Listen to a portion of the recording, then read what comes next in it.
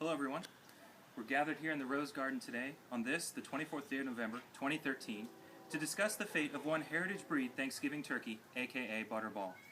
who, being found guilty on one count of being ugly and 2 counts each of being both healthy and delicious, has been condemned to die sometime after I get home from work this Wednesday, whereupon she will be defeathered, gutted, stuffed, basted, then cooked for 20 minutes per pound until delicious.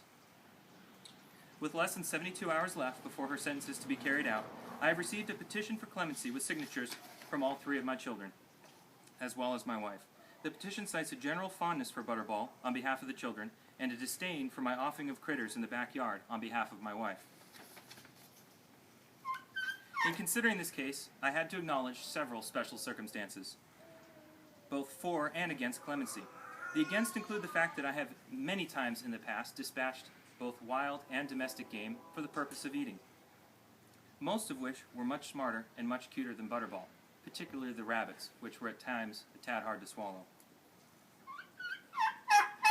Given my history, granting a pardon this close to cooking time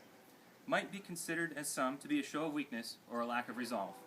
Also, Butterball is very ugly. There are, however, numerous points to be made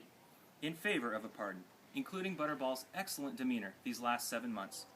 as well as her willingness to get along with the chickens, a group thought previously to be unopen to outsiders, as well as her surprisingly charming personality, which is even more endearing when you consider this charm is coming from a creature with only a few more brain cells than a goldfish. The most compelling circumstance, however, is the sheer number of insects that I have personally watched Butterball eat, which causes me to gag a little bit when I think of eating her flesh. And so, after careful consideration, I grant Butterball a full pardon, and do declare her to be a pet in the Robinson household, with all the rights and privileges that the chickens currently enjoy, to remain as such for the rest of her natural life, or until code enforcement discovers that we are keeping farm animals within city limits. At this time, I would like to conclude this pointless and hypocritical ceremony